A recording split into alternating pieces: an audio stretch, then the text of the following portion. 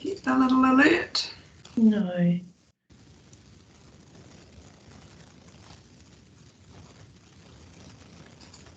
Kia ora katoa, ko Tania Kota Taku Ingoa. I'm the Chief Executive of Physical Education New Zealand, and I'm beaming in today from Wellington. The three subject associations in the Health and Physical Education curriculum, so that's Physical Education New Zealand, the New Zealand Health Education Association, and Education Outdoors New Zealand, have joined with Sport New Zealand, and in particular the Healthy Active Learning Initiative, to put on this series of weekly webinars on topics that are relevant and hopefully of interest to teachers and school leaders in primary and intermediate schools. I'm pleased to introduce my colleague, Marisa Mackay, who will today talk about planning in PE. Marisa is the Primary and Intermediate Schools Advisor at Physical Education New Zealand. In this role, she supports and she inspires teachers to design and teach quality physical education programs that suit their students' needs. She also writes a regular column, which is available to all of you on the website in the Years 1 to 8 section, and she provides advice. Welcome, Marisa. Kia ora. Thank you, Tanya. Thank you too to everybody who's prioritised and made the time to hang out this afternoon. It's a real privilege to have some of your time and to share some knowledge. And all going well, you will be inspired, and there'll be some pot stirring going on to hopefully get the critical thinking happening, as well as some takeaways, some things that you can pick up and run with. So today's session is about planning for chaos, about trying to find that middle ground around, how do we plan enough to allow for learning and flexibility to happen, rather than not planning at all and having complete chaos, or over planning to a point where there's actually not a lot of room for movement and it becomes very rigid. So the idea today is to have a look at how we can balance that planning to organise some kind of chaos. We will start today with karakia. Me inoi tātou, kia hora te marino, kia whakapapa pōnamu te moana. Kia huarahi mā tātou I te rangi nei, aroha atu, aroha mai. Tātou ia tātou katoa. Āmine. As introduced, just a little bit about myself. Ngā mihi nui kia koutou katoa, ko mangere toku maunga, ko tamaki toku awa, no Australia toku whānau aho, no Aotearoa aho, ki tamaki makauro toku kāinga inai nei. Ko kai whakako te ao kōri, kāinga toku mahi, ko Marisa Mackay toku ingoa. No reira, tēnā koutou, tēnā koutou, tēnā koutou katoa. Briefly, as Tanya has mentioned, I'm the Primary and Intermediate Advisor here for Physical Education New Zealand. I'm based in Auckland. My role is national, so I do work with schools right from the very north through down to the south of Southland. I reside in the east of Auckland. For people who are familiar, Mount Wellington or Mangere is my mountain and Tamaki is my awa that I have grown up with. As it suggests there with the image, I was born in Australia, but my parents are Kiwis and I returned here when I was 3, and I'm now a lot older than 3, so New Zealand is definitely where my allegiance lies. So having a look at our session this afternoon and what we are here for. 3 main things today really. Firstly, to think critically around your current planning and to have a think about what's working and what needs changing. Also to be open to new ideas and processes. I'm hopeful that some of the information shared with you today will be new and will start stirring things up for you in terms of thinking about how you might use that and apply it in your own situations. And then also to be inspired to make some change within your classroom and or your school, dependent on your role, whether you are a classroom teacher or you have a leadership role in physical education, or you have a leadership role across schools, or you're in a position where you are working with a number of schools. So we will start with this that I love by Richard Cohen. I'm not going to read it to you because I'm sure that you'll be able to do that for yourself. But it rings really true for primary and intermediate teachers, and makes a lot of sense in the health and physical education landscape too. So we know that the real world is pretty tough for teachers, and the last few years have been a complete exception to that. So the balancing and juggling of so many plates at once makes things really complicated. And to outsiders, a view of teaching can sometimes be very limited. When we look simply at some of that base knowledge, like colours and letters and numbers and, kids just go to primary school to play because the real learning doesn't start till later on kind of thing. We know that that base knowledge is really important, but as professionals in the education world, we know that we do far more than that.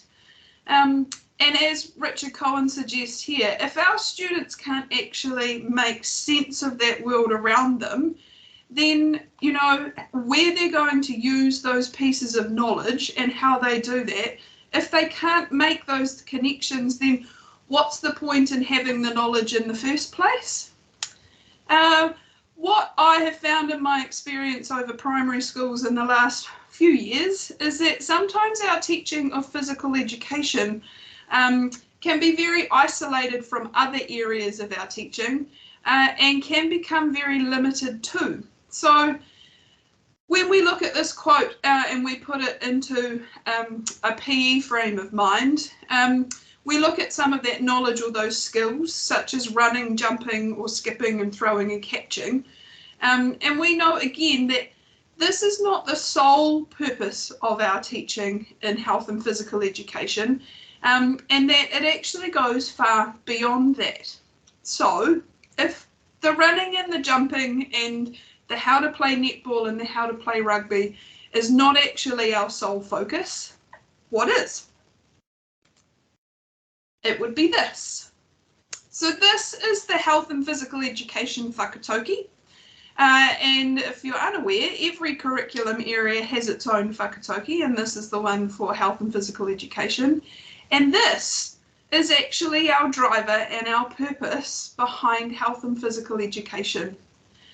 We want our students to experience positive feelings in their hearts, and we want to be able to raise their sense of self-worth through the experiences and the learning opportunities they get in health and physical education.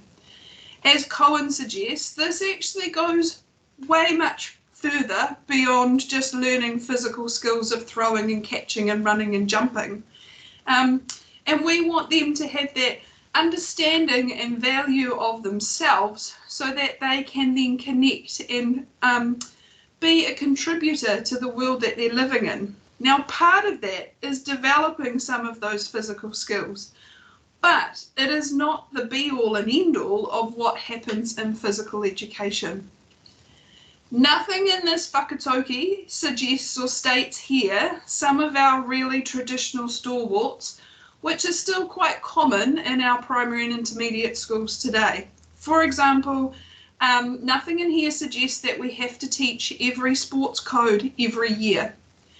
Nothing in here suggests that we have to hold the same competitive sports events every year. And nothing here suggests that we have to go out for a game or a run around the courts to go and get our jiggles out.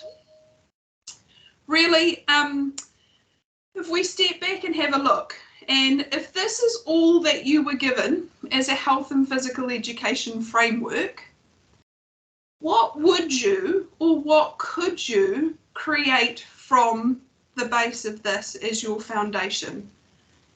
And when we think about it in terms of that, and we break down some of our traditional practices and we look beyond the boxes and the regulations that we're given, to work to a program that provides this for our learners, our opportunities are endless, and it comes back to how we frame that learning.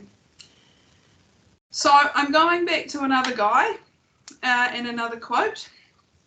I'm not sure if this is the last one or not, but I won't roll through a whole series of quotes for the next 45 minutes, I promise.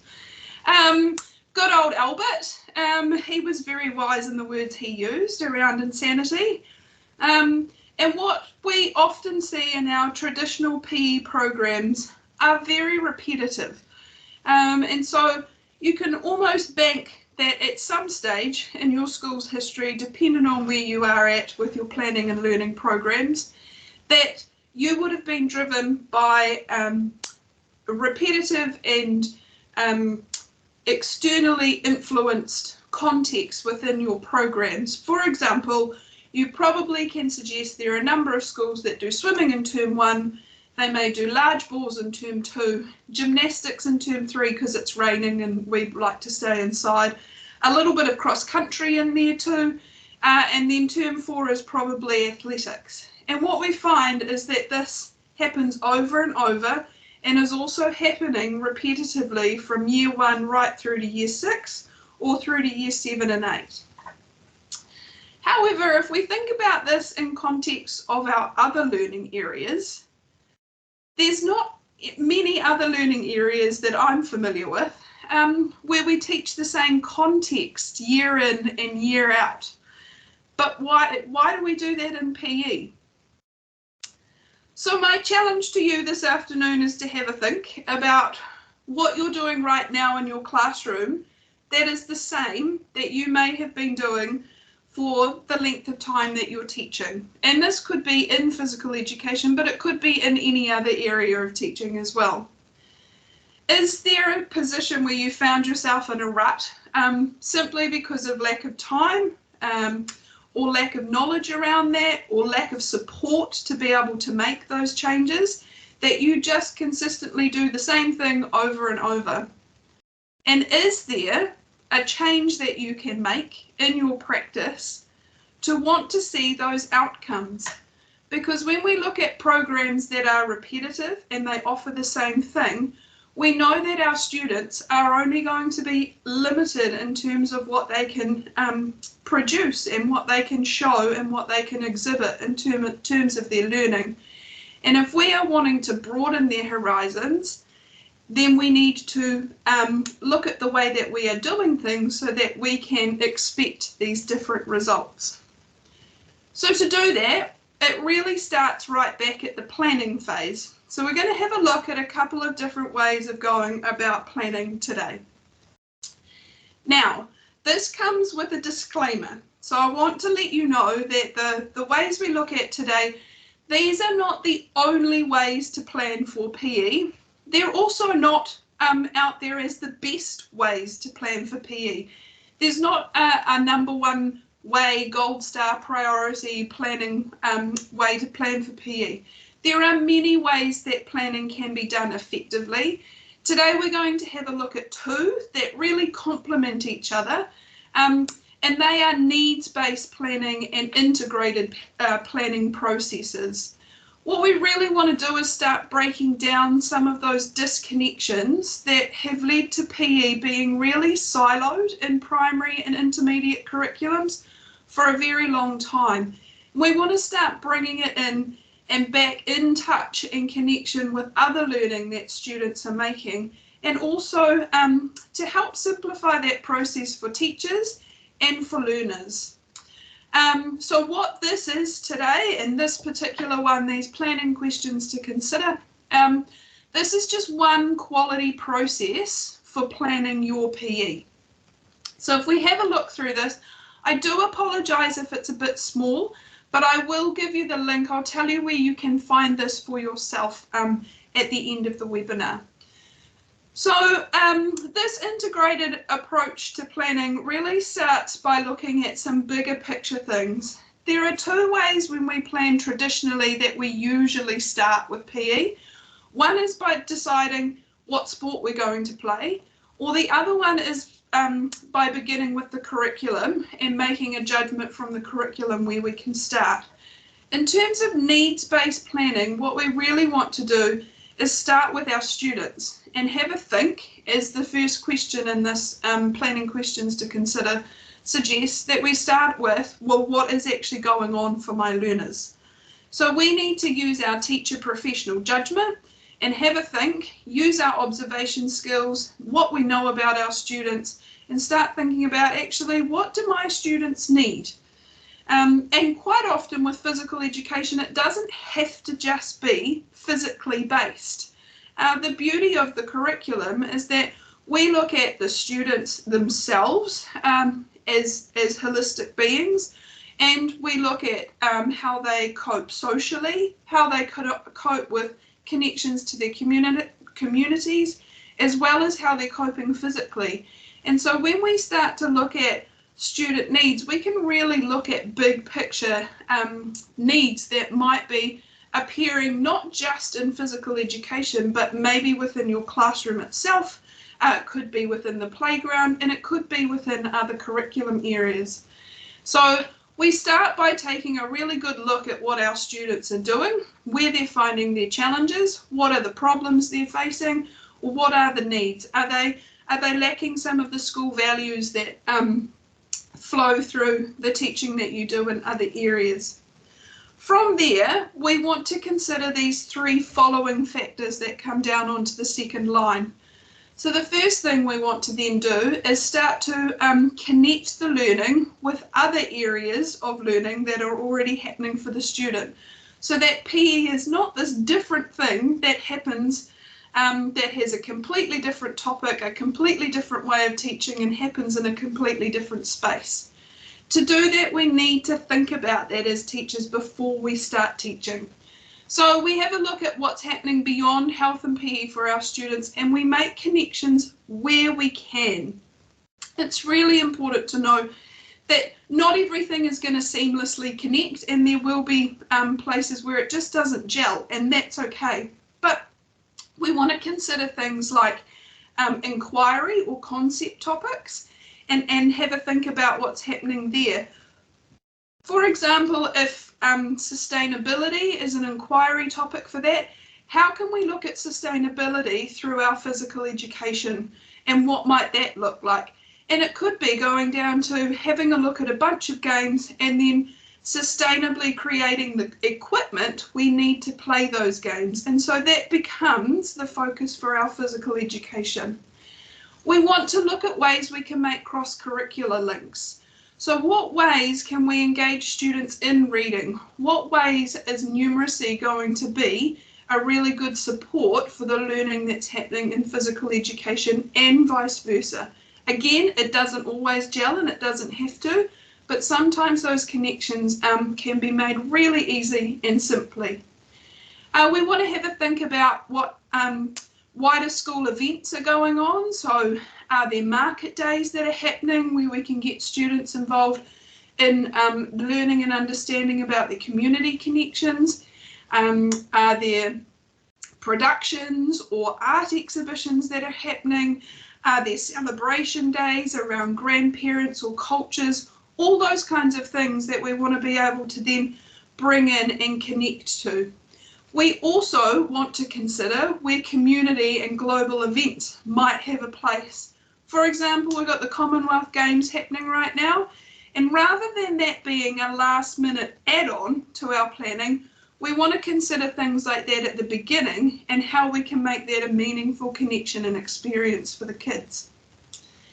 Another factor that we want to then learn, so once we've got some of that bigger picture, we want to move on to the curriculum, and you'll notice that the curriculum comes in now, in the middle, where we've identified our needs and we've got a bit of an idea about what's happening in a wider scope. Then we can connect to the curriculum and see how it's going to support those needs, and we have more purpose around how we pick or choose to use it. So there is a number of ways we can connect with the curriculum, looking at key competencies and values from the front end, but then specifically looking at the health and physical education curriculum and looking at areas such as the underlying concepts, the key areas of learning, and also the achievement objectives across the 4 strands. And so we start to be able to use those quite strategically when we already have an idea about what our students need. From there, we want to get into some of the more traditional parts of planning. So we want to have a look at what is our time frame. Now, it's really important to be realistic about this. When we look at time frames, quite often you might have a 45-minute session of physical education once a week, typically. But what we want to do in our planning is consider how realistic that is, because quite often there will be parent-teacher conference evenings or days that take time out. You may have a school trip somewhere that takes another day out. There may be an assembly to practice for, and that's going to take some more time out. All of those things will impact your timetable, and there's no point planning for 10 or 12 lessons when you know you're just not going to get there. Because in terms of being able to formulate your teaching and then consider what you're offering the students in terms of learning, if they run out of time, then we haven't offered and made the best use of the time we've had available. So if you know you're only going to get 7 lessons, then plan for 7 or 8. And then make sure that the learning you are looking for is able to be exhibited in that time that's available. Again, at this time, it's really important to start thinking about how we know the students have gained that learning. So we've planned for it, we've planned the teaching and the learning, but actually, how am I going to know that my students are showing me this learning? Okay, this comes under the umbrella of assessment. And what we want is for assessment to be considered at this part of the planning phase and not as an extra or an add-on that happens once teaching and learning has already started. So we want it to be part of the process and really connected. We want our students to be familiar with the assessment questions that we are asking throughout our teaching so they don't come as a surprise. So really important to think, okay, what ways am I going to gather this information? Am I going to get photos of the kids doing things? Are they going to write up a piece for me? Are they going to record some voice recordings around what they're learning? Are they going to use little graphics of emojis to express how they're feeling about things? Lots of ways that you can gather that information, but making sure that it's planned for in this part of the journey so that it's not an added extra. From there, you have the big picture around what's happening and what it's going to look like. And so this allows us to move into that really important phase of considering all those things. We now pick our context for our students to learn through. And in this way, we're not confined or driven to some of those traditional contexts that are booked in term by term. We can look at our student needs and then we can decide, actually, this term we're going to have a go at Ultimate Frisbee. It's a game that nobody's played before at our school, and we're really looking at ways that we interact and understand about how our groups work when we try new and different things. So we're going to choose Ultimate Frisbee. You might choose to use dance as a topic. It might be leisure activities. It could be that you are using sporting context because they fit best. It might be that you choose to use playground games to get the message across, or cooperative games. But once we have a bigger picture, we can then pick and choose our context and make sure that the context actually meets the need of the student, rather than the traditional approach where we choose the context and then we kind of decide what's the important things for our students to learn out of that, regardless of whether that's a need or not. From there comes the fun part, which is the actual teaching and learning. And so we spend our time with our students making those things happen and allowing for that chaos to happen, getting the kids engaged, allowing them to take some ownership and control over what's happening with those lessons and really have fun with it. But the process is not over. So it's really important to remember from here, once that learning and that package of learning is finished, be it 4 weeks or 6 weeks or 2 terms, however long you've planned for, it's really important to come back at the end and to start thinking about what you're going to do once the term or the unit of learning is over. And this is really about evaluation. And there are two parts to evaluation, and it's really important to think about both. First of all, we want to think about, do I have a learning review? Have I reflected on how well my students have learned the information that I needed them to learn based on their needs? And so we look at the learners and the outputs and what they are able to talk about and explore and demonstrate. We also want to take a step back and have a look at our teaching review process. How well did I provide the opportunities for my students to learn? What went well about that? Did I provide them enough time? Was my context, did that really allow them to demonstrate what I needed them to do? Did I support my learners well enough in that? And so we really want to make sure that we reflect on both of those areas, that we get enough information from that evaluation and reflection to understand where to next. Do I need to continue with the learning because my students aren't there yet, but perhaps I can change the context?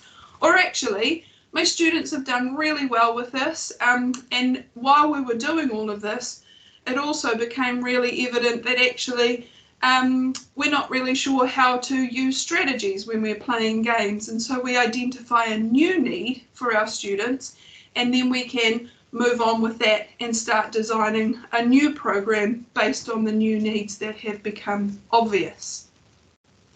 Now, I realise that it's probably a lot of information, a little bit of information overload. I am really happy to take questions. So feel free to pop some in the chat box if you have any.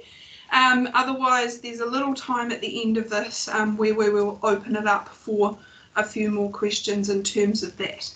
But again, if you haven't taken 100,000 notes through this, don't worry, I will connect you with where you can find this planning questions to consider and the background information to support you to use it. So I did mention today that we weren't just going to hit one, that we were going to hit two, and hopefully this process is a little bit familiar to you all. So another really quality approach to planning and physical education is by using inquiry-based learning, and we know that this is really well researched, really well supported, and produces excellent outcomes for our students. But quite often we don't see how this fits into physical education. So I just want to share with you today very quickly about what that can possibly look like. I'm not going to go through the inquiry-based process itself. I'm hoping that you'll be familiar with that, but I do just want to apply it to physical education so that you could see how that might apply. So we know with inquiry we start with scanning, and again this complements the planning questions to consider. So these really kind of work in tandem with each other. Your scanning is stepping back and taking a look at your kids and your needs. What is going on for my kids? What's happening in my community? What do I need to be addressing here to support my learners? And then we focus. We know we could probably identify 35 different needs for the 35 kids in our class. But reality is you are humans and we just don't have the capacity to address 35 different needs. So we need to focus in on what we think is going to be the most important, what's going to make the most difference for our students, what is the most obvious one there. And so we really focus in on something and we streamline that for ourselves. From there we go through to developing a hunch and thinking about what is this going to look like for our students. So I know this is what their needs are, so how am I going to formulate that for them? And then we develop that learning based on that. So between developing a hunch and learning, that's where we start to make our connection to the curriculum, where we start to think about context, where we start to plan out what we think this learning might look like. Then, of course, we take action based on those processes. So we kind of flow through that learning and taking action. What's happening for our students? What do we need to change? Do we need to alter some of our processes and our planning? Where are we going? What are we coming back to? What input are our students having? And how is that going to drive it? and going through that. And then again, we come back to that checking, which is the evaluation stage that we mentioned earlier. How well are things going, and what do we need to do there? Checking's really important. It doesn't have to happen at the end of teaching and learning, but it can happen throughout the process as we kind of monitor what is going on. So again, these two marry really nicely together in terms of the process around how you can start to think around planning and developing quality physical education experiences for these students. Now, this is a question that I'm not sure if will come up. It's a bit presumptuous, but I do get asked this question a lot. And do I have a planning format? And my answer is sorry, no, I don't. I don't believe in providing a gold star preference format for physical education. What we know at the moment is that schools are creating really quality local curriculums, and they look different across the board. And the same goes for physical education. Your planning doesn't have to look in a specific way to be quality.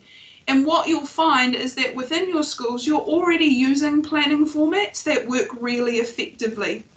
Probably though, because of a traditional planning process, or because of restrictions around, oh, we have to do swimming here and we have to do these here, that those planning formats may not translate quite so nicely.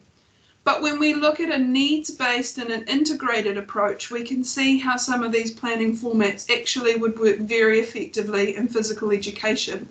So no, I don't have one to provide you, but I would encourage you to have a look at what works really well for your school, and look at ways of transferring that. And at the end of the day, it doesn't really matter what your piece of paper looks like and how many boxes it has.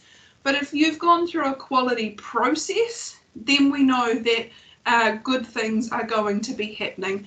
And hopefully the planning questions to consider, or the inquiry process, will help you to formulate some kind of format that will work for you and your school best. So, where do you start? Well, you've really got to be open to riding the chaos wave yourselves as you begin to work out how to plan meaningfully in physical education. And I want to alleviate some of the stress and the pressure around that and let you know you don't need to be perfect off the bat. We don't expect our students to get their learning perfectly off the bat, and you don't need to be that way either. It's okay to jump onto this journey and to start having a critical reflection around planning and what it looks like, and to start giving things a go and see what works and what doesn't, and evolve from there. You can make really little steps in terms of change towards some really quality planning. It may just be making that learning visible. Am I talking to my kids about what the learning is in the games that we are playing or the context that we're experiencing? Have I connected to the curriculum? And maybe that's a little step I can make by actually having a look at the curriculum and seeing what it is I can connect with. You might decide to jump in and start big and start having a look at what's happening big picture for your school. Start by connecting with your concept, having a big look at your meaning and purpose, and really reviewing your processes and thinking critically around how much quality they might be offering.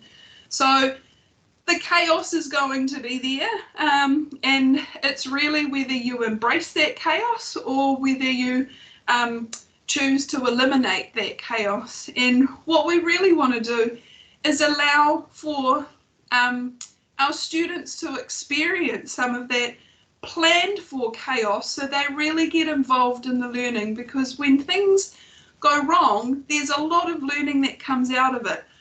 But we want to have planned and to have allowed for that chaos and that learning to happen, rather than just allowing for it to get completely chaotic.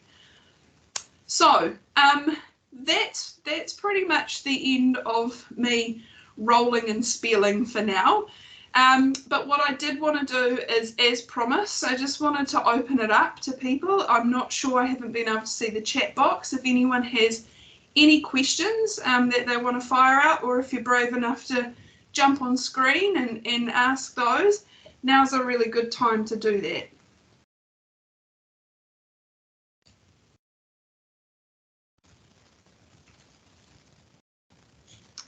Love this part of webinars where it either goes wild or it goes silent. Marisa, I found that really useful, going through those two frameworks in the detail, and really practical suggestions and lots of examples. So thank you for that.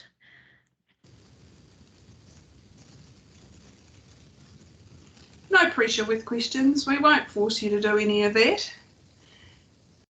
So I'll just move on to the next one here.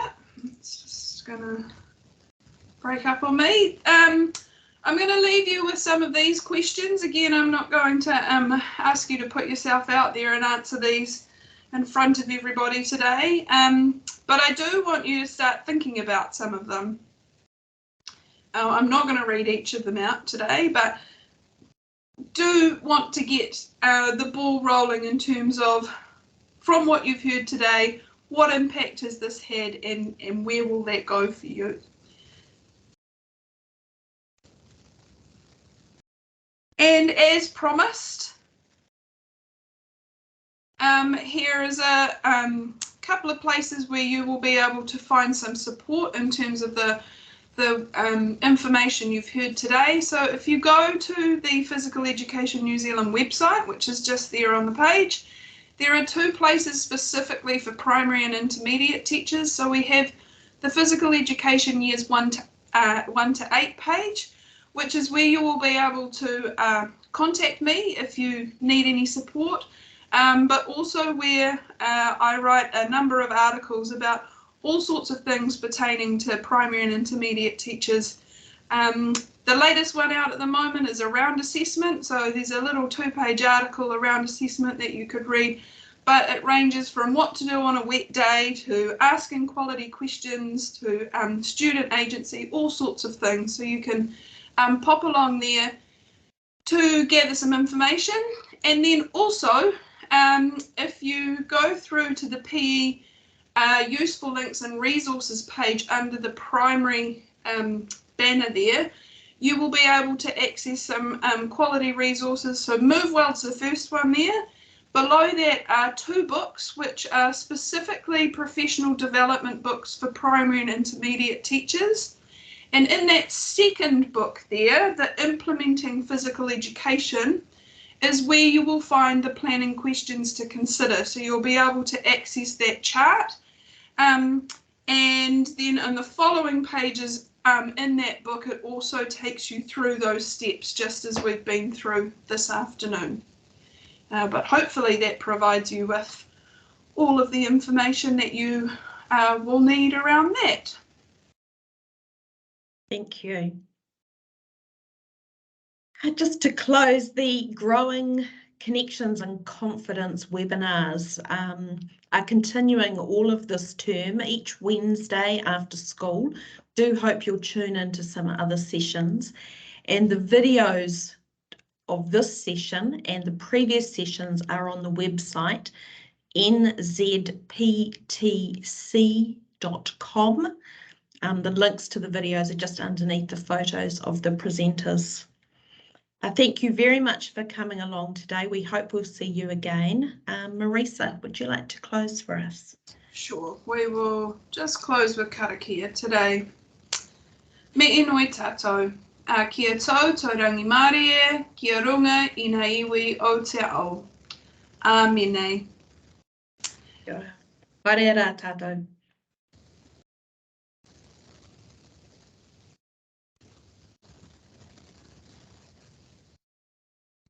Thanks very much, Marisa. You're very welcome. Thanks for joining us this afternoon.